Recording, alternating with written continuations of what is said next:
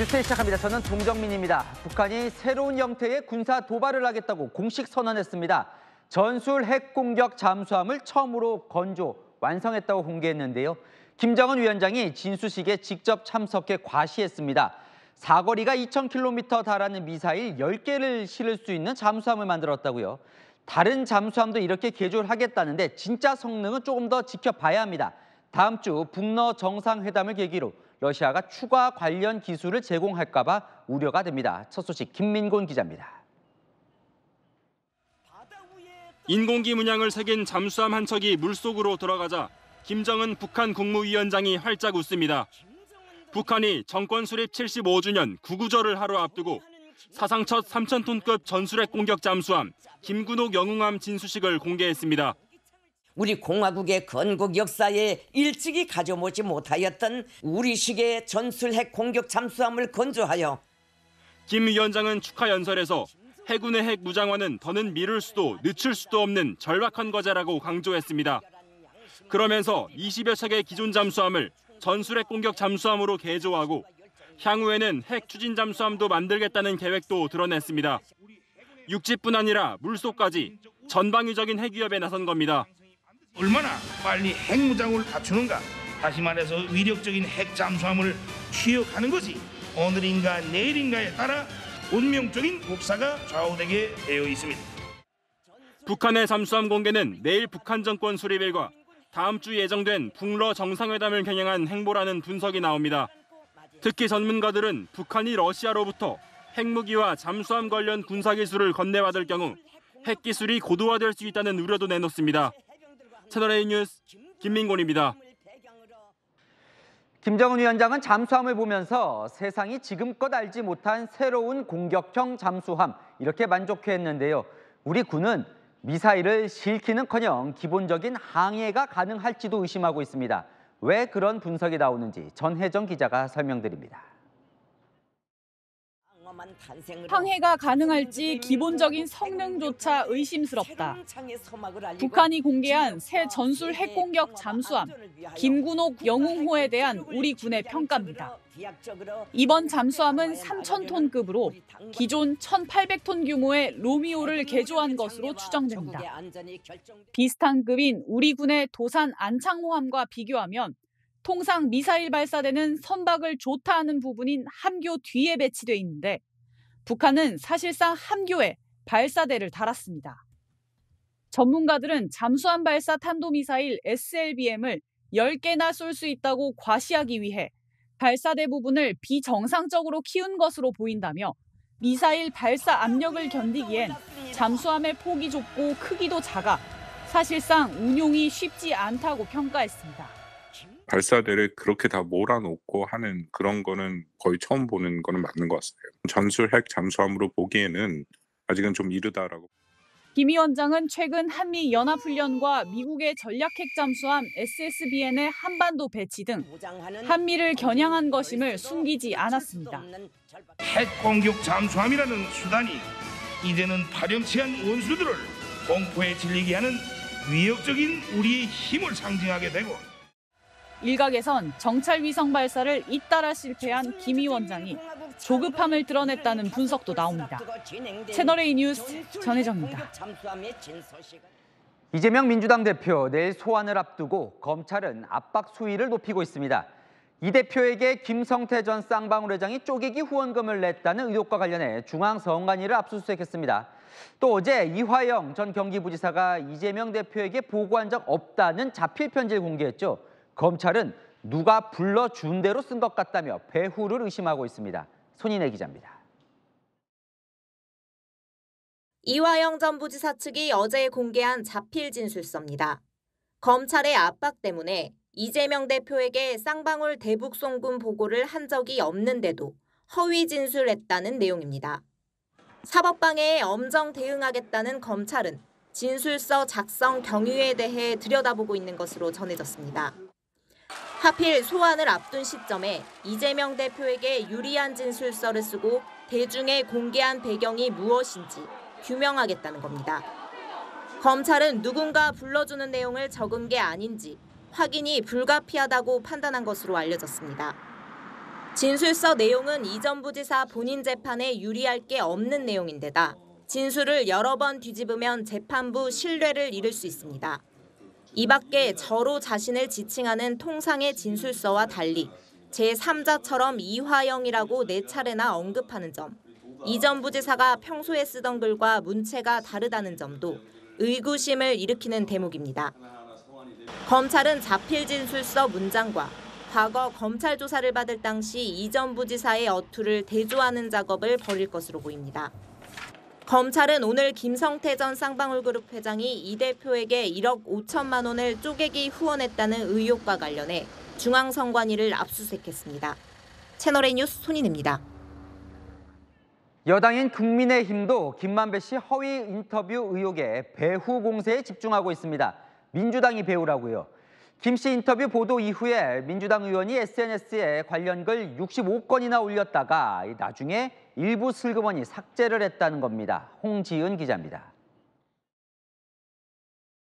대선 사흘 전 뉴스타파의 김만배 씨 인터뷰 보도 후 더불어민주당 주요 인사들은 해당 보도를 인용하며 대장동 몸통은 윤석열 게이트라는 SNS 글을 잇따라 올렸습니다. 국민의힘은 민주당이 조직적으로 관여한 근거라고 주장했습니다. 뉴스타파 조작 인터뷰를 인용한 SNS 게시물을 총 65회 쏟아내 대선 공작에 나섰습니다. 민주당의 조직적 관여는 사흘 동안의 SNS 활동만 봐도 알 수 있습니다. 박광온 원내대표와 최강욱 의원이 각각 8건을 올리는 등 민주당 주요 인사들이 확산시켰다는 겁니다. 이 중 8건은 삭제됐습니다. 이재명 대표가 뉴스타파 보도 1시간 만에 올린 널리 알려달라 글 외에도 이튿날 진실이 드러나고 있다고 쓴 글도 삭제된 사실이 추가로 공개됐습니다. 선대위 공동선대위원장을 지낸 김상희 의원은 당시 올린 관련 글 5개를 모두 삭제했습니다. 민주당 의원들의 SNS 글들도 동시에 사라지기 시작했습니다. 무엇 때문입니까? 이재명 대표와 민주당 의원들이 조직적으로 거짓 조작극을 갖다가 유포시키고. 국민의힘은 김만배 씨 인터뷰 3주 뒤 민주당 의원 32명이 가짜뉴스 면제부 법안을 발의했다고도 주장했습니다. 현행법에서는 낙선 목적으로 허위 사실을 유포하면 의원직을 무조건 상실하는데 처벌을 경감해 가짜뉴스를 활용하려고 했다는 겁니다. 대표 발의자인 이수진 민주당 의원은 황당무계한 소설 같은 주장이라며 대선과는 무관한 발의라고 반박했습니다. 채널A 뉴스 홍지은입니다. 이재명 대표는 이 민주당 배우설에 대해 백주대낮에 조작을 한다며 반격에 나섰습니다. 오히려 이화영 전 부지사를 검찰이 강압수사했다고 공세를 퍼부었는데요. 내각 총사퇴까지 공개 요구했는데 단식 출구 전략이라는 분석도 나옵니다. 김유빈 기자입니다. 김만배 허위 인터뷰 논란이 대선 공작이라는 여권 공세에 이재명 민주당 대표가 직접 반박에 나섰습니다. 입에서 휙 넘겨봤는데 기획 인터뷰가 전혀 아니거든요. 저는 이건 진짜 정치 공작이라고 봅니다. 공작도 아니고 조작이다. 백두대 낮에 상식에 반하는 조작을 뻔뻔하게 시도해요. 민주당 배우설은 말도 안 된다는 취지입니다. 이번 논란이 당과 연관돼 향후 문제될 게 없다는 게 당 내부 검토 결과입니다. 이 대표에게 보고한 적 없다며 다시 진술을 재번복한 이화영 전 부지사를 앞세워 검찰 조사를 하루 앞둔 이 대표 방어에도 나섰습니다. 이재명 경기도지사는 대북 관련 송금 문제는 여기서 연관이 끊어지는 것이고, 그럼 이 사건과 관련해 혐의점도 해소되어 검찰에 출석할 필요도 없게 됩니다. 탄압이고 사냥이다. 없던 혐의를 뒤집어 씌웠다며 검찰을 맹비난했습니다. 정부 공세도 거세져 윤석열 정부 내각 총사퇴와 이종석 국방부 장관 탄핵 카드까지 꺼냈습니다. 당장 해임하지 않을 경우에 더불어민주당은 탄핵 절차에 들어갈 것입니다. 이 대표 핵심 측근은 이번 해임 건의는 이 대표 단식 명분인 내각 총사퇴 일환이라고 밝혔습니다. 당 내부에서는 국방부, 국토부, 여가부 장관 3명 해임을 밀어붙이고 단식을 끝내는 출구 전략도 검토한 것으로 전해졌습니다. 채널A 뉴스 김유빈입니다. 오늘 국회 대정부 질문엔 한덕수 총리뿐 아니라 이동관 방통위원장, 한동훈 법무부 장관 등이 출석했습니다. 김만배 인터뷰를 보도한 뉴스타파와 언론사, 그 배우까지 강력한 대응을 예고했고, 민주당은 민주당 배우설은 여권의 희망사항이라고 반격했습니다. 이어서 이동훈 기자입니다. 이동관 방송통신위원장은 김만배 허위 인터뷰 논란을 가짜뉴스 국기문란이라고 비판하며 해당 방송사의 후속 대응도 문제 삼았습니다. 그 MBC 같은 경우는 뭐 경위도 밝히지 않았고 혼란을 드려서 좀 죄송하다도 아니고 혼란을 드린 점에 대해 좀 유감스럽다는 표현 정도거든요. 그러면 그건 경위의 해명이지 그 말하자면 사과나 사죄가 아니죠. 뉴스타파를 유사언론이라 부르며 정비가 필요하다 했고 방송사 제어과제도 재검토도 시사했습니다. 국기를 흔드는 이 악의적인 사고를 일으키는 경우라면 뭔가 아까 말씀하신 대로 존폐 자체를 다시 한번 재검토해보는 근원적으로. 이 위원장은 배우가 있다면 모두 다 처벌해야 한다고 했습니다. 한동훈 법무부 장관도 중대범죄라고 했습니다. 그 선거 한 3일 남겨놓고 검증 안 되는 어떤 조작 뉴스를 탁 때리고 그게 영향을 안 줬으니까 나중에 괜찮다 이렇게 선고를 하겠다는 건가요? 명확하게 수사해서 밝혀서 검찰이 잘 처벌할 것이라고 생각합니다. 반면 민주당은 민주당 배우설은 여권의 희망사항이라고 역공을 폈습니다. 본질은 당시 윤석열 검사의 부산저축은행 부실 수사라는 겁니다. 당시 윤석열 검사팀이 부산저축은행 그 사태, 그 사건을 봐줬던 것이 본질인데 이 엄청난 문제를 왜 여권에서 건드렸을까? 그래서 특검이 필요한 것이죠. 안 의원은 김만배 뉴스를 빌미로 한 무차별 언론 탄압을 예의주시하고 있다고 했습니다. 채널A 뉴스 이동훈입니다. 해촉된 정현주 전 방송통신심의위원장 후임으로 류희림 위원이 선출됐습니다. 윤석열 대통령이 해외 순방 중에 야당목 방심위원 해촉안을 전격 제거한 뒤 속전속결로 이루어졌는데요. 류 신임 위원장은 뉴스타파의 김만배 인터뷰를 인용해 보도한 방송사들에 대해 강한 심의를 예고했습니다. 유승진 기자입니다. 방송통신심의위원회가 여권 우위로 재편되는 데까지는 단 4시간이 걸렸습니다. 오전 11시 반, 국민권익위원회는 민주당 추천 몫인 정민영 방송통신심의위원이 이해충돌방지법을 위반했다고 발표했습니다. 자신이 법률 대리를 했던 법인인 MBC에 대해 제재 조치 등의 결정을 하는 회의에 신고 회피 의무 이행 없이 참석해 심의 의결한 것으로 확인되었습니다. 3시간 뒤 윤석열 대통령은 인도로 이동하기 직전 인도네시아에서 정 의원 해촉안을 제거했습니다. 정 의원은 이미 소송 대리 사실을 회의에서 밝혔다며 정치적 배경을 의심했는데 대통령실은 방심위 심의의 공정성과 독립성을 훼손했다고 반박했습니다. 정 의원 해촉으로 방심위원이 4대3 여권 우위로 재편되자마자 방심위는 곧바로 회의를 열고 대통령이 위촉한 류희림 위원을 위원장으로 선출했습니다. 류 위원장은 취임하자마자 가짜뉴스 척결에 모든 역량을 동원하겠다고 했습니다. 특히 김만배 씨 인터뷰를 인용한 방송사 보도를 국기문란급 허위 조작 보도로 규정했습니다. 사회적 공기는 고사하고 흉기가 되었다는 비판까지 제기되고 있습니다. 지난 대선 과정에서 빚어진 몇몇 방송사들의 허위 조작 뉴스들의 폐해를 우리는 너무나도 실감하고 있습니다. 방심위는 오는 12일 KBS, MBC, JTBC, YTN 등 해당 방송사에 대한 긴급 심의에 착수합니다. 채널A 뉴스 유승진입니다.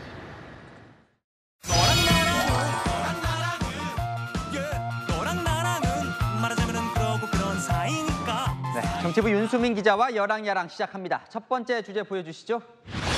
자, 윤석열 대통령 누구를 안 만나는 이유를 밝혔나 보죠? 네, 바로 이재명 민주당 대표입니다. 이 대통령과 제1야당 대표지만 이 두 사람이 진지한 대화를 나눠본 적이 없죠.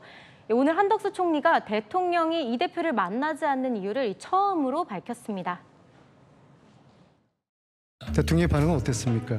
현재의 여건은 적절하지 않은 것 같다는 말씀이셨습니다. 어떤 여건이 필요하단 말씀인가요? 본인이 만났을 때 야당 대표가 가지고 있는 그러한 사법적 리스크에 대해서 대통령으로서의 어떤 시그널이라고 대단히 언페어한 그러한 것이 될 수도 있겠다라는 것을 말씀하셨고 unfair, 불공정하다는 건데 그러니까 이 대표는 수사 중이니까 대통령이 만나면 특혜다. 대통령은 피의자 안 만난다. 뭐 이런 것 같네요.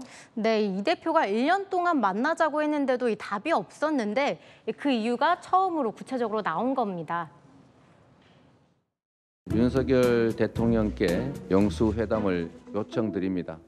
윤석열 대통령님께 민생경제 영수회담을 대통령과의 회담을 제안했습니다. 그 제안은 지금도 유효하다. 무슨 영수회담을 액을 하는 것도 아니고 다시 제안하거나 이러지는 않을 생각입니다. 또 요청하면 저는 언제든지 응할 생각이 있습니다. 자, 오늘 그럼 안 만난다는 답을 들은 그 민주당 반응은 어떻습니까? 네, 민주당은 이 무죄 추정의 원칙이 있다면서 이 안 만나는 이유가 될 수 없다고 반발했습니다. 오늘 대정부 질문에서는 이 사과를 놓고도 소란스러웠는데요. 이번엔 한동훈 장관이 밝힌 내가 사과하지 않는 이유 같이 보실까요? 제가 사과할 기회를 한번 드리겠습니다. 저는 안민석 의원님한테 그런 식의 훈계를 들을 생각은 없습니다. 사과할 기회를 드릴 테니까는요. 의원님은 민원인에게 욕설을 하신 분 아닙니까? 태도 논쟁을 계속 하시겠다는 거 저는 국민들께서 수긍하시지 못할 거라고 생각합니다. 사과하십시오. 의원님은 위원님에 있는 지역구의 국민들한테 욕설을 문자로 보내신 분이잖아요. 그분이 여기 와서 누굴 가르치려고 든다는 거 저 적절치 않다고 봅니다. 사과하십시오. 자, 사과를 받기 전에는 질의를 하지 않겠습니다. 그렇게 하십시오. 네, 다음 주제 보겠습니다. 김건희 여사, 그때 그곳이 뭘까요? 네, 김 여사는 대통령과 함께 인도네시아를 방문 중인데요. 입었던 옷을 또 입었습니다. 네, 같이 보겠습니다. 그제 아세안 정상회담 만찬 때 입은 원피스인데요. 뭐 스카프 같은 것도 둘렀네요. 네, 인도네시아 전통 의류인 바틱입니다. 자세히 살펴보면 이 옷, 지난해 6월 스페인에서도 입었는데요. 이때는 이 진주 목걸이로 이 포인트를 줬습니다. 네, 뭐 같은 옷 입으면 좋은 거 아닙니까? 뭐 매번 새 옷 입어야 하는 건 아니잖아요. 네, 보통 그렇죠. 하지만 외교 차원에서 이 영부인은 방문하는 나라가 선호하는 옷을 갖춰 입는 경우가 많죠. 네, 그래서 문재인 전 대통령 순방에 동행했던 김정숙 여사도 이 다양한 패션 외교를 선보였는데요. 김건희 여사는 여러 차례 같은 옷을 입은 게 포착됐습니다.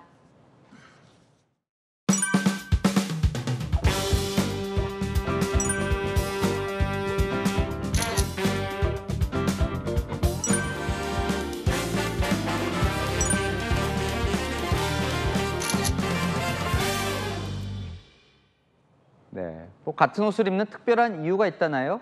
네, 환경보호를 위해서라는데요. 이 드레스 재활용으로 이 환경보호 메시지를 준 거라는 게 이 대통령실 관계자 말입니다.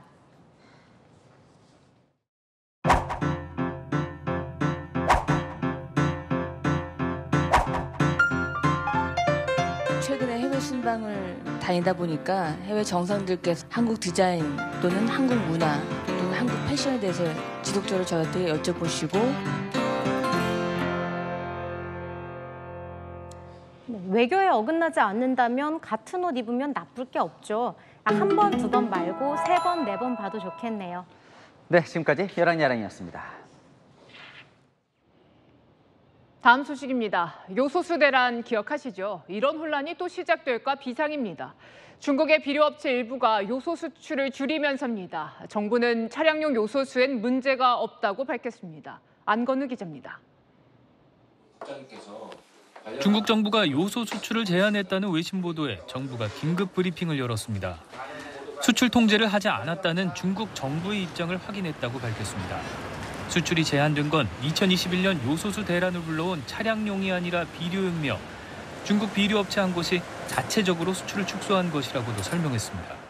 지금 문제가 되는 것은 저희 비료용 요소예요. 차량용 요소는 전혀 문제가 안 되고 있기 때문에 사재기 움직임이 전혀 없는 거죠. 하지만 안심할 수는 없습니다.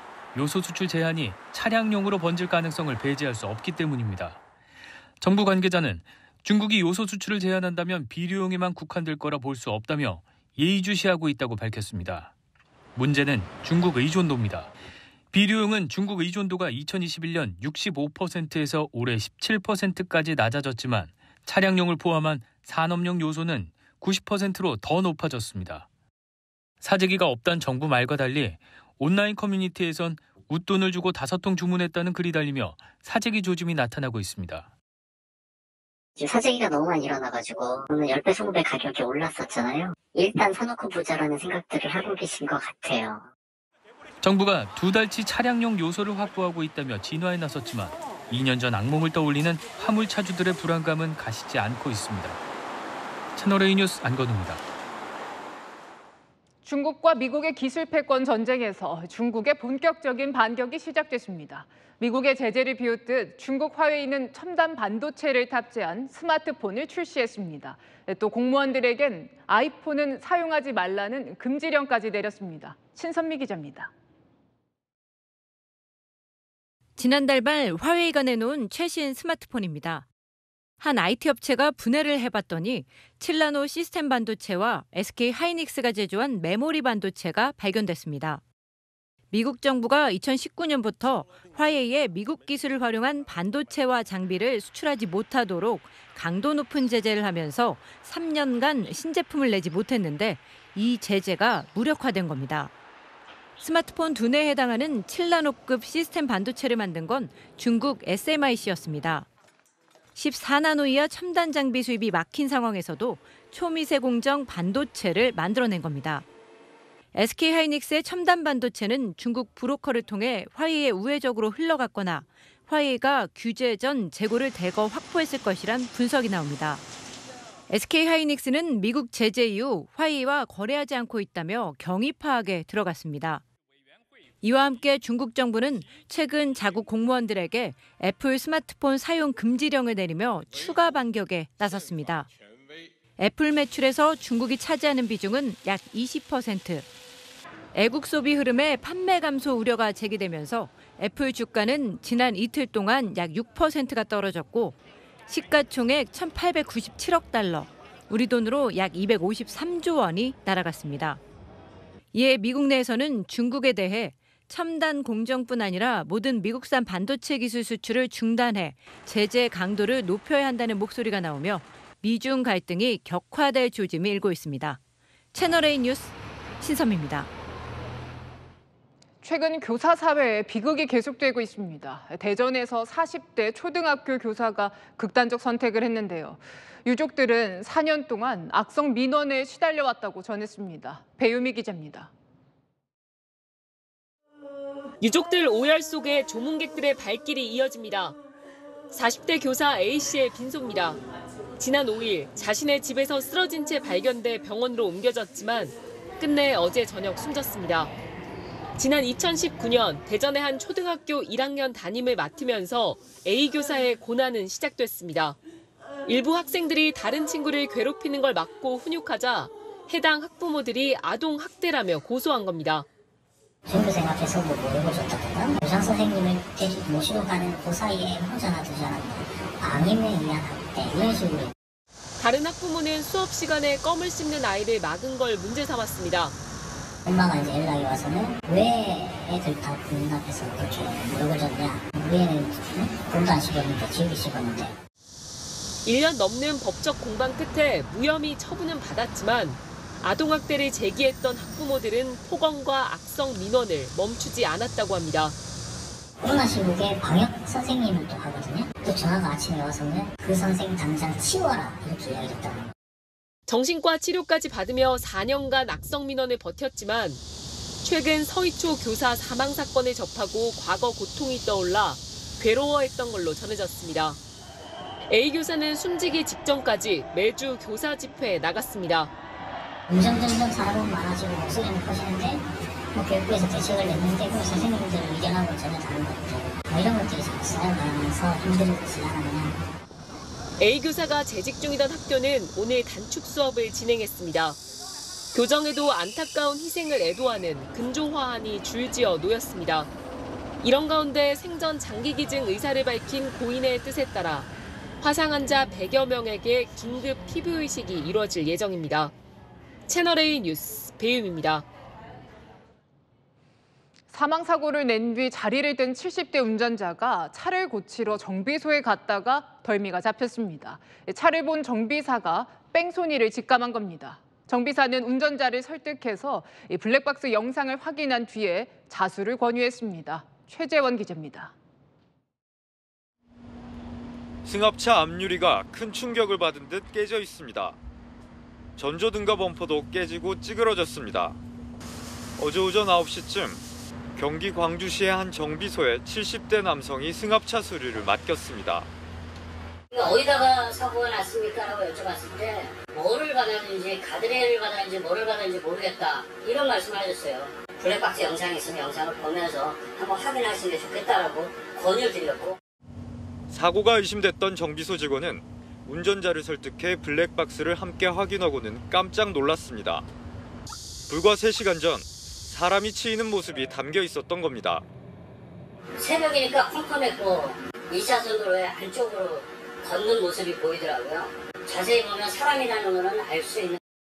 운전자는 어제 새벽 6시쯤 경기 가평군의 한 도로에서 50대 남성을 친 뒤에도 차량을 그대로 몰았고, 쓰러진 남성은 다른 운전자에 의해 발견됐지만 숨졌습니다.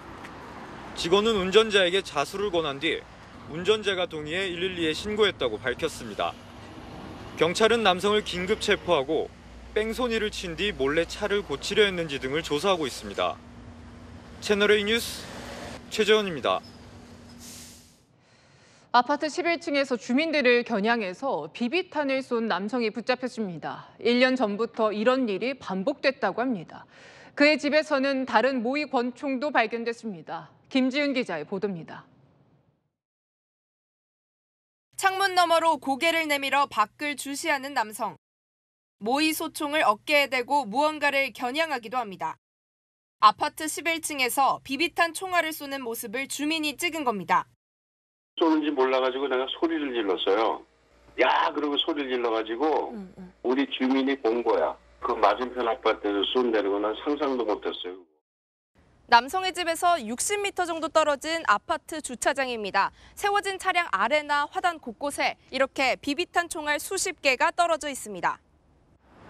지나가는 사람을 직접 맞추기도 했습니다. 제가 눈도 한번 맞았거든요, 작년 가을에. 조금 휴증인데 한 일주일 가더라고요. 주민들은 지난해부터 피해가 이어졌다고 토로합니다. 이제 차 위로 비비탄 소리가 들리니까 처음에 몇 발 쏘다가 나중에 다다다다다 이렇게 쐈다고 하더라고요. 지난 5일 비비탄 총에 맞은 아파트 주민의 신고로 경찰이 출동했고, 피해 아파트와 마주보는 아파트에 사는 20대 남성을 검거했습니다. 집에서는 모의 소총 말고도 모의 권총 등이 추가로 발견됐습니다. 경찰은 남성을 특수폭행 혐의로 불구속 입건했습니다. 채널A 뉴스 김지윤입니다. 대학가가 전동킥보드 고개운전에 몸살을 앓고 있습니다. 캠퍼스가 도로교통법상 도로가 아니라서 헬멧도 없이 위험하게 질주해도 단속이 어려운 겁니다. 강경모 기자가 현장 취재했습니다. 넓은 캠퍼스를 전동 킥보드로 이동하는 대학생들. 헬멧 착용이 의무화됐지만 쓴 사람은 찾아볼 수 없습니다. 인도를 달리거나 2명 이상 탄 모습도 포착됩니다. 속도 빠르게 한 킥보드들 막 지나다니다 보면 위협도 되고 약간 불안하고 그런 것 같아요. 명백한 도로교통법 위반으로 일반 도로 같으면 범칙금 10만 원이 부과됩니다. 하지만 대학 캠퍼스는 예외입니다. 도로교통법 적용을 받지 않는 도로외 구역이기 때문입니다. 동네 아저씨가 맨날 컴퓨터끼리 타고 있으면 뭐라 그러거든요. 근데 타수가 없어요. 강원 지역 한 대학 캠퍼스. 학생들이 전동 킥보드를 타고 가는 학생을 멈춰 세웁니다. 안전모 꼭 쓰셔야 됩니다. 캠퍼스 안팎에서 벌어지는 아찔한 고개운전이 위협적이라는 학생들의 하소연이 커지자 대학 총학생회가 관할 경찰서와 함께 단속에 나선 겁니다. 저희 교내에서 안전한 PM 운행하셔야 돼가지고. 교내에선 안전 수칙을 알리는 전단지를 나눠주며 계도하고 교문 밖에선 경찰이 단속을 벌입니다. 교내에서 PM 관련으로 매년 사고가 조금 증가하고 있는 추세여서 사고 예방을 위해서 저희가 이런 캠페인을 진행하고 있습니다. 최근 일주일간 이 대학에서 적발된 교통법규 위반 건수는 130건이 넘습니다. 그래도 근절을 위해서 필요한 입장이라고 보고요. 학생들의 안전을 위해서 일하는 거니까 저는 적극 찬성하는 생각입니다. 편하게 이동하는 자유만큼 모두가 안전한 이용 문화 정착이 절실합니다. 채널A 뉴스 강경모입니다. 중국인 아버지가 제주도까지 와서 8살 아들을 버렸습니다. 자신은 키울 형편이 안 되는데 환경이 좋은 한국에서 교육받길 원한다는 이유였습니다. 강보인 기자입니다. 흰색 옷차림의 남성이 주변을 서성이더니 잠시 후 자리를 뜹니다. 2시간쯤 뒤 이불을 뒤집어 쓴 아이가 두리번대며 누군가를 계속 찾습니다. 갑자기 사라진 아빠를 찾는 겁니다. 부모를 잃은 아이가 있다는 경찰 신고가 접수된 건 지난달 25일 아침 8시 20분쯤. 경찰은 현장에서 8살 중국인 아이를 발견했습니다. 아빠가 떠난 자리엔 짐가방과 편지가 놓여 있었습니다. 영어로 쓰인 손편지에는 자신을 실패한 아빠라 칭하며 아들이 환경이 나은 한국에서 제대로 된 교육을 받고 자라길 바란다고 적혀 있었습니다.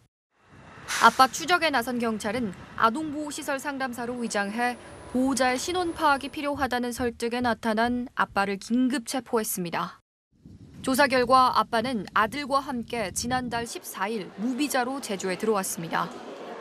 경비가 떨어지자 노숙 생활을 하다가 공원에서 아들이 자는 동안 현장을 떠난 것으로 드러났습니다. 아빠는 경찰에서 중국에서 아내 없이 양육하며 아들을 잘 키울 여건이 안 됐다고 진술했습니다. 아이를 이 한국에서 키우게 하면은 좀 더 좋은 환경에서 좋은 교육을 받으면서 검찰은 아빠를 아동복지법 위반 혐의로 구속해 재판에 넘겼습니다. 아들은 중국에 있는 친지에게 보내졌습니다. 채널A 뉴스 강보인입니다. 네, 이웃에게 온정의 손길을 건넨 익명의 기부천사들이 나타났습니다. 한 복지센터에선 얼굴을 가린 여성이 내민 이 종이 가방을 열어보니 현금 5천만 원이 들어있었습니다. 신선미 기자입니다. 종이 가방을 주섬주섬 챙겨 행정복지센터로 들어가는 여성. 엘리베이터 안 거울을 보며 깊게 눌러쓴 모자 속 얼굴이 보일까 이리저리 살핍니다. 뒤이어 도착한 행정복지센터 안. 기둥 뒤에서 직원들의 동태를 살피더니 손이 빈 가까운 직원에게 종이 가방을 내밀고는 자리를 뜹니다. 가방 주시면서 받아보라고 하셔서 얼떨결에 받았거든요. 성함이랑 인적사항 여쭤보는데 물어본과 동시에 밖으로 나가셔가지고. 종이 가방 안을 살펴본 행정복지센터 직원은 깜짝 놀랐습니다. 손편지와 함께 고무줄로 꽁꽁 묶은 현금 5천만 원이 들어있었습니다. 손편지에는 광교에 사는 주민이라는 소개와 함께 여러 해 적금을 들어 만든 돈이 어려움을 겪은 가정에 도움이 됐으면 한다고 적혀 있습니다. 모자 쓰시고 선글라스랑 끼셔가지고 전혀 누군지 알 수가 없었거든요. 태어나서 처음 본 어마어마한 금액이 있어가지고. 부천의 한 행정복지센터에도 기부천사가 다녀갔습니다. 청원 경찰에게 전달한 봉투에는 현금 180만 원이 들어있었습니다. 벌써 4번째 선행에 행정복지센터는 감사 인사를 청사밖에 내걸었습니다. 혹시 그거라도 보시게 된다면 이렇게 저희가 감사하다는 말씀을 전하고 싶어서. 얼굴 없는 천사들이 팍팍한 일상을 훈훈하게 데우고 있습니다. 채널A 뉴스 신선미입니다. 하반기 주요 대기업들의 공채가 시작됐습니다. 채용 시즌에 기대에 부풀어야 할 20대들. 그런데 어깨가 무겁습니다. 채용 규모도 줄어들고 방식도 경력을 우대하고 쌓아야 할 스펙은 많아집니다. 송정현 기자가 20대들 만나봤습니다. 대기업 채용 박람회장. 궁금한 점을 묻고 꼼꼼하게 메모합니다. 20대 노장현 씨는 좁아진 취업문을 실감합니다. 갖춰야 될 스펙 같은 게 시간이 지나면서 더 많아지다 보니까 저 같은 경우도 뭐 토익이나 해외 인턴이나 그런 걸 하다 보니 지금 20대 후반에 취업 준비를. 올 하반기 하나와 포스코, SK 등이 먼저 채용문을 열었습니다. 본격적인 하반기 채용 시즌이 시작되면서 채용 박람회에는 취업 준비생들의 발걸음이 이어지고 있습니다. 하지만 취업 문턱은 점점 더 높아지고 있습니다. 일단 채용 공고가 많이 작년보다는 줄었다는 게 느껴져서 그렇다고 인원을 많이 뽑는 게 아니어서 그런 점도 좀 힘든 것 같습니다. 최근 한 설문조사를 보면 올해 하반기 채용 계획이 있는 대기업은 지난해보다 1.6%포인트 줄었고 중견기업과 중소기업은 10%포인트 가까이 감소했습니다. 코로나 이후 소폭 상승했던 20대 취업자 수는 지난 7월, 지난해 같은 기간보다 12만 8천 명 감소했습니다. 몇백 군데 열심히 이력서랑 면접 준비도 했는데 떨어져서 나는 지금 심리적으로 어떤 평가라던가 피드백을 받고 싶지 않다 해서 쉬는 친구들이 많다고 생각이 들어요. 아예 구직 활동 없이 쉬겠다고 답한 20대 이하 청년도 40만 명에 달합니다. 채널A 뉴스 송정현입니다. 60대 이상 일자리는 10년 사이 2배로 늘었습니다. 정년 끝나도 일하는 노인들이 많아지는 건데 어떤 일자리냐도 들여다봐야 할 것 같습니다. 이번엔 60대들을 이민중 기자가 만나봤습니다. 65세 김모 씨는 올해부터 집에서 쓰던 칼을 갈아주고 우산을 고쳐주는 일을 시작했습니다. 나이가 이제 60 넘어가니까 이제 일할 자리가 없어지고 하니까 이런 시니어 클럽을 찾게 됐습니다. 이런 일자리가 있어서 참 좋은 것 같고요. 일주일에 3일, 6시간을 일하고 버는 돈은 한 달에 70만 원 정도. 이 일을 하려고 기다리는 사람은 10명이 넘습니다. 지난해 말 60세가 넘는 고령 취업자 비중은 처음으로 20%를 넘었습니다. 지난 7월 60대 이상 취업자 수는 638만 9천 명으로 10년 전인 2013년에 2배 가까운 수준으로 늘었습니다.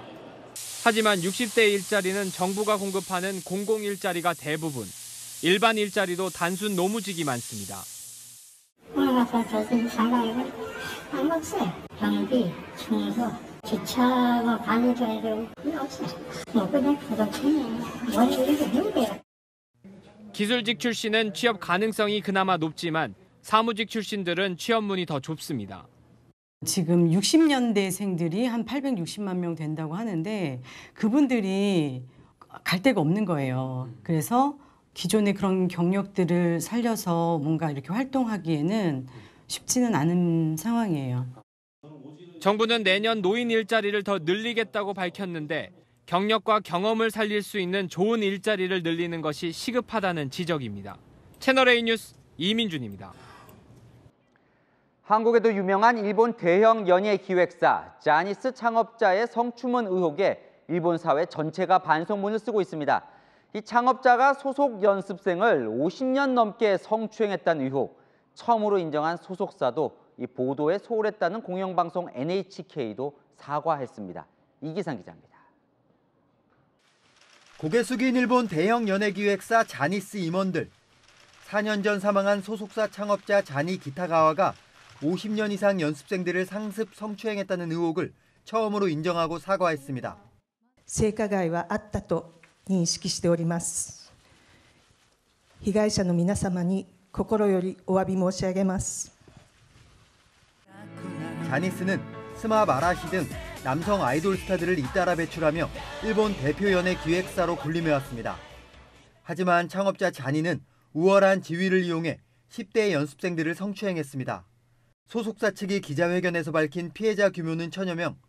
피해자들의 폭로도 있었지만 막강한 연예 권력자의 치부는 제대로 밝혀지지 않았습니다. 결국 올해 초 영국 공영방송 BBC가 다큐멘터리로 추악한 민낯을 폭로했고 유엔 인권이사회의 조사까지 이뤄졌습니다. 소속사는 사장 교체 등 뒤늦게 쇄신을 약속했지만 年内をもって表舞台から引退をします。今後は人生をかけてこの問題に取り組んでいく覚悟であります。 보상 방식이나 향후 대책 등은 구체적으로 밝히지 않고 있습니다. ジャニーの名前を残すような事務所では存在してはいけないと. 일본 내에서는 내부 고발에 소홀하고 어두운 면은 덮고 보는 일본 사회의 단면이 담긴 사태라며 자성의 목소리가 커지고 있습니다. 공영방송 NHK도 많은 청소년들이 피해를 입는 가운데 제대로 보도하지 않아 미디어로서 역할을 다하지 못했다며 반성문을 냈습니다. 채널A 뉴스 이기상입니다. 그리스에서는 떠나는 여객선에 뒤늦게 타려던 남성이 바다에 빠져서 숨졌습니다. 승무원들이 이 지각 승객을 밀어버린 겁니다. 그리스 시민들은 명백한 살인이라며 분노하고 있습니다. 김태림 기자입니다. 검은 옷을 입은 남성이 여객선으로 뛰어갑니다. 출항이 막 시작돼 승무원이 탑승을 말리지만 남성은 승선을 계속 시도합니다. 그 순간 몸싸움에 밀린 남성이 배와 육지 사이 틈으로 빠집니다. 바다에 빠져 허우적대지만 승무원들은 아무 조치 없이 떠났고 이후 해안경비대가 출동했지만 남성은 이미 숨진 상태였습니다. 숨진 남성은 36살의 안토니스로 왜 승선을 거부당했는지는 알려지지 않았습니다. 다만 그리스 해양부 장관은 안토니스는 탑승권을 소지했고 내렸다가 다시 타려 한 상황이라며 행위에 문제가 없다는 취지로 설명했습니다. 사고 영상은 인터넷을 중심으로 퍼졌고 분노한 시민들이 여객선 사고가 난 곳으로 달려가 항의 집회를 열었습니다.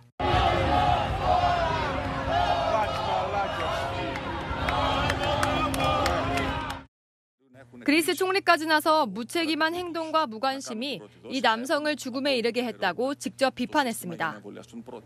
승무원 1명은 살인 혐의로, 다른 2명은 공모 혐의로 구금됐지만 비판 여론이 거세지면서 해당 여객선을 소유한 아티카 그룹 CEO는 결국 사임했습니다. 해당 그룹은 수사 당국에 최대한 협조할 것이라는 입장도 냈습니다. 채널A 뉴스 김태림입니다. 네, 한낮의 무더위가 조금 가신 저녁입니다. 서울 곳곳에서는 문화 행사가 열리고 있는데요. 오페라가 울려 퍼지는 광화문 광장으로 가보겠습니다. 이현영 기자, 벌써 시끌시끌하네요. 분위기 전해주시죠. 네, 10분 뒤 공연을 앞두고 빌딩 숲 사이로 오페라 무대가 펼쳐져 있습니다. 퇴근길에 나선 직장인들과 금요일을 즐기러 나온 시민들의 발길이 이곳으로 몰리고 있습니다. 이번 오페라 공연은 오페라는 비싸고 어렵다는 편견을 깨고 내일까지 이틀간 무료로 진행됩니다. 뭔가 좀 상쾌하고 재미있을 것 같습니다. 근데 이제 무료 공연으로 한다 그러니까 주위 사람들한테도 얘기를 좀 해줬고 가족과 함께 나왔습니다. 한국어 번역본으로 시민들에게 더 친근하게 다가갑니다.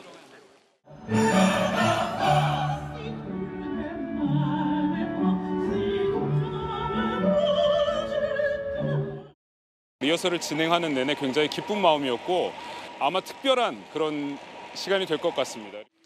이렇게 우리에게 익숙한 아리아와 합창 위주로 70분짜리로 압축한 버전입니다. 무대 위 놓인 3에서 4m 높이의 거대한 부채가 카르멘을 상징합니다. 이걸 본 시민들은 리허설 때부터 몰렸습니다. 목소리가 되게 좋아서 홀린 듯이 와갖고 지금 보고 있거든요. 이번 공연의 특징은 빌딩 숲 사이로 시민이 함께하는 오페라입니다. 맞아 긴장도 되는데 빨리 올라가고 싶고 즐거운 마음입니다. 마치 진짜 고래가 나타난 듯 길이 25m짜리 대형 혹등 고래가 서울 한강에 놓였습니다. 고래의 움직임을 따라하는 시민들. 서울시와 서울관광재단이 한강 수변 지역 관광 활성화를 위해 설치한 겁니다. 그 밖에도 오징어 게임의 영희 등 오는 30일까지 한강 세빛섬 일대에는 K-드라마들의 조형물이 전시됩니다. 지금까지 광화문 광장에서 전해드렸습니다. 가수 프레디 머큐리가 히트곡 보헤미안 랩소디를 작곡할 때 사용했던 피아노가 경매에서 새 주인을 찾았습니다. 우리 돈 30억 원에 낙찰됐습니다. 권술 기자입니다.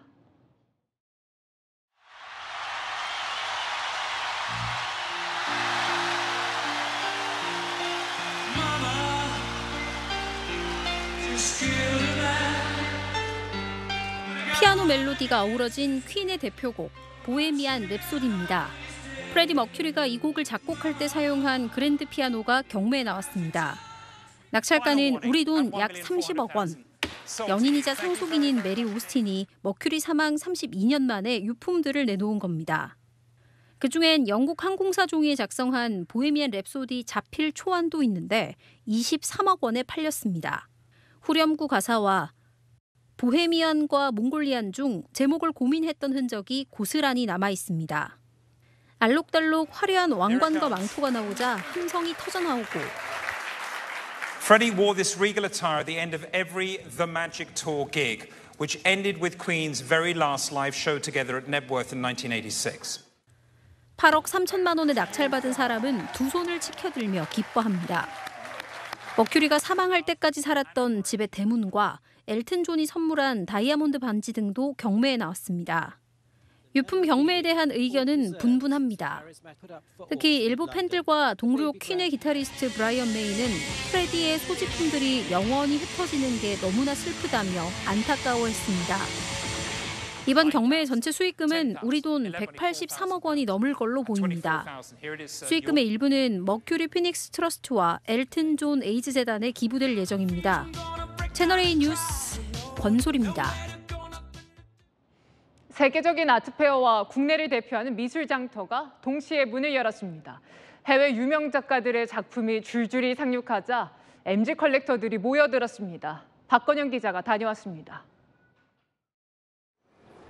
세계적인 미술품 거래장이 서울에 펼쳐졌습니다. 미술계 큰손들이 움직이면서 개막 첫날부터 속속 거래가 이뤄졌습니다.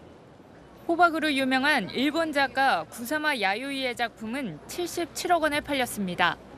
서울의 미술축제를 맞아 2년 전 470억 원에 팔린 장 미셸 바스키아의 작품도 국내 미술 애호가를 만납니다. 세계적으로 유명한 갤러리들을 포함해 300여 곳이 한데 모였습니다. 이 세계 각지에서 몰려든 컬렉터들을 대상으로 거대한 미술 장터가 열린 겁니다. 활발하게 활동하는 작가들만 대표로 픽해서 온 거여서 트렌드를 읽을 수 있어서 가장 좋은 게 있고요. 수십억 원을 호가하는 유명 작가의 작품도 있지만 올해는 중저가의 현대미술 작품들도 많아졌습니다. 미술 시장에서 최근 새로운 주류로 등장한 MZ세대 취향에 맞춘 트렌드란 평가입니다. We've seen millennial buyers, collectors rise very strongly in the past few years, including in Korea. We can see this year in 2023 a very strong increase. We had 30% of our buyers. 갓 30대에 접어든 젊은 사업가는 6천만 원에 이틀간 작품 2점을 구매했습니다. 이 작품을 사기 위해서 단순히 미감적인 것만으로 선택을 하지 않고 전시 같은 거를 되게 많이 찾아본 다음에 이제는 소장을 하게 되거든요. 지난해보다 규모가 더 커진 프리즈 키아프는 이번 주말까지 개최됩니다. 채널A 뉴스 박건영입니다. 이번 주말 내내 청명한 가을 하늘 아래 한낮 더위가 계속됩니다. 다만 일요일 밤 남해안과 제주에만 비가 살짝 지나겠습니다. 일교차가 10도 이상 크게 벌어집니다. 일단 내일 아침 기온 많은 지역에서 20도 아래로 떨어지겠습니다. 나들이길에 입고 벗기 쉬운 겉옷은 꼭 챙기셔야 합니다. 낮 동안은 기온이 빠르게 올라서 서쪽 지방을 중심으로 서울과 대전, 광주의 최고 기온 31도로 예상됩니다. 뜨거운 햇볕도 참고하시면 좋습니다. 한편 강풍으로 영남 해안과 제주 해안은 파도가 높게 일고 있습니다. 주말 동안 해안가로 향하는 분들은 참고하시면 좋습니다. 다음 주 대부분 맑은 날씨가 이어지겠고요. 기온은 30도 아래로 떨어지겠습니다. 날씨였습니다. 일 안 하고 그냥 쉬겠다면서 구직 활동도 안 하는 청년 약 40만 명이 있습니다. 사회와 단절된 은둔형 청년이 약 50만 명에 달한다고 하는데요. 다음 주 토요일이 청년의 날입니다. 이 희망 잃은 50만 명이 날개를 펼 수 있게 우리 모두의 관심도 지원도 필요해 보입니다. 마침표 찍겠습니다. 청년들을 위한 응원, 뉴스의 맛입니다. 감사합니다.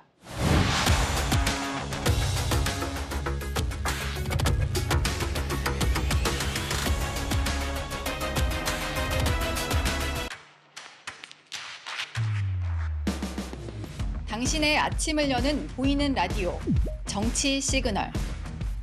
시사 보도의 최강자, 김진애 돌직구쇼. 돌직구쇼의 연장전, 더 남아. 생생한 뉴스 현장을 전한다. 뉴스의 라이브. 시사 보도의 강력한 한방, 강력한 4팀. 오늘의 10가지 뉴스.